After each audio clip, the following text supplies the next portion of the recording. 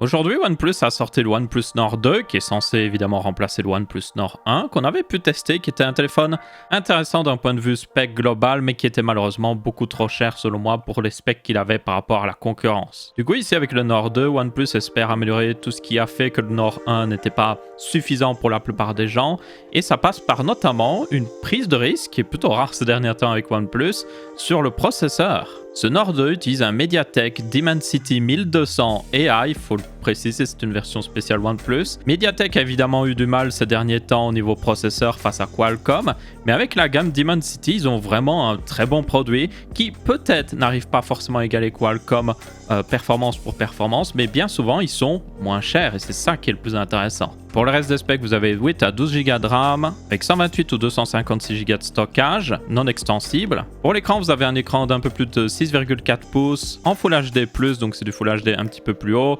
avec un taux de rafraîchissement de 90 Hz, 90 si vous préférez, et il est certifié HDR10+, avec une notch d'ailleurs que vous pouvez voir dans le coin supérieur gauche, qui est un petit peu cachée par le fond d'écran par défaut de OnePlus. Il a une batterie de 4500 mAh avec le support de chargement jusqu'à 65 watts, et inclus dans la boîte évidemment le chargeur. Et enfin le plus important, au niveau des specs caméra, vous avez le même capteur Sony IMX 765 de 50 mégapixels que vous avez sur le OnePlus 9, et vous avez un capteur ultra grand angle de 8 mégapixels ainsi qu'un monochrome de 2 mégapixels, mais ça tout le monde s'en fiche. Et le capteur frontal est en 32 mégapixels. Et au niveau de la construction globale, là j'ai une finition assez brillante, il existe une finition mat à l'arrière, après je conseille toujours honnêtement de le protéger avec soit la protection inclus, ou alors une protection custom. Et au niveau des matériaux, vous avez du Gorilla Glass 5 à l'arrière et à l'avant, et le rail est en plastique sur le côté. Et le prix annoncé de 399 € pour le modèle de base, pour 499 € pour le plus gros modèle avec plus de RAM.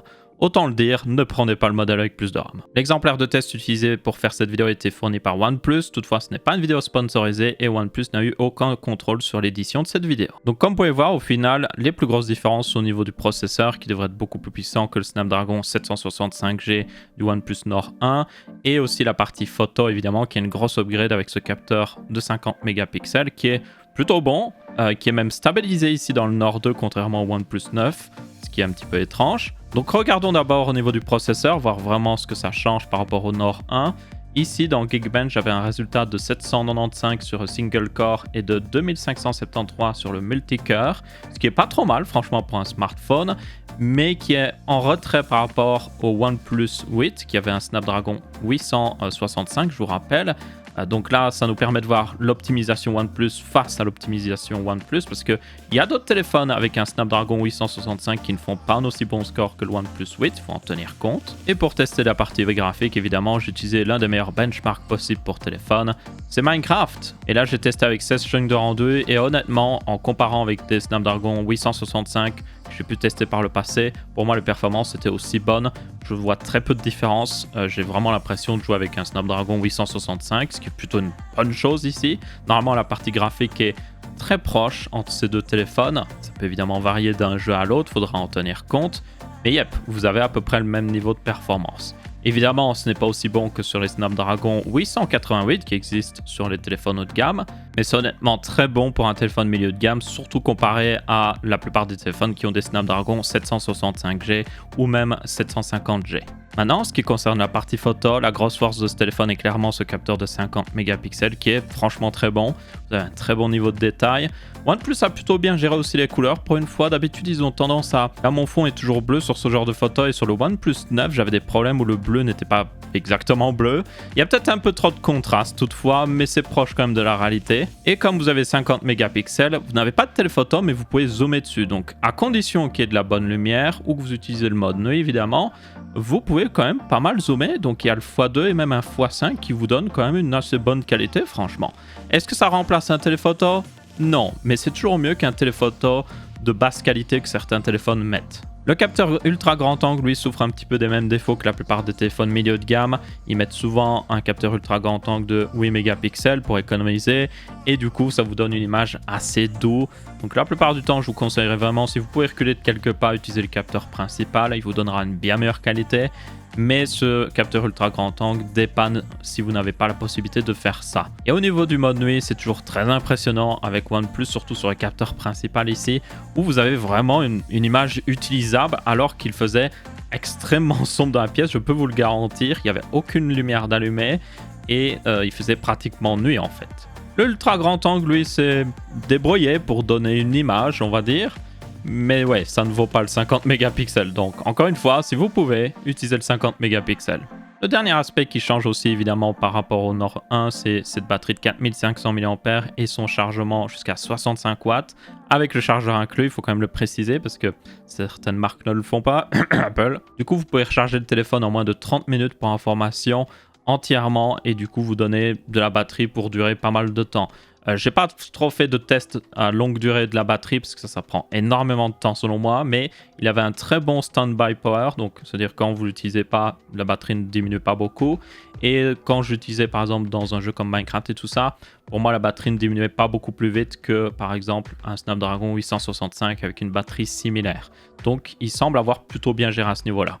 Maintenant, quelque chose qu'on pourrait se demander, c'est est-ce qu'ils ont fait la même chose que sur le OnePlus 9 ?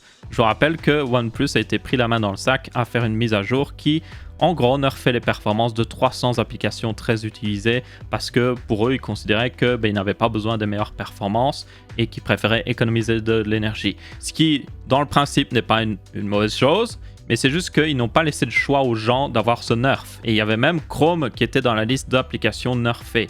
Donc, j'espère que ce n'est pas le cas aussi de ce OnePlus Nord 2. J'espère vraiment que OnePlus a permis d'avoir toutes les performances et éventuellement de mettre une option dans les paramètres afin de changer ça comme on le veut. Maintenant, pour le reste du téléphone qui ressemble plus au OnePlus Nord 1, reste toujours très bon. 6,4 pouces, c'est selon moi la taille idéale pour beaucoup de gens, pas trop grand, pas trop petit. La résolution de Full HD+, est largement suffisante aussi pour la plupart des gens.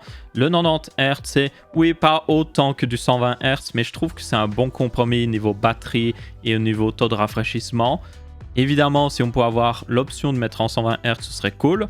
Mais je trouve que c'est suffisant. Et vous avez toujours évidemment OxygenOS qui reste selon moi la meilleure surcouche Android, très optimisée. Les choses sont au bon endroit, c'est facile de trouver les options sans trop rechercher et ça c'est une très bonne chose. Il y a certaines surcouches qui sont vraiment un peu bordéliques, on peut le dire.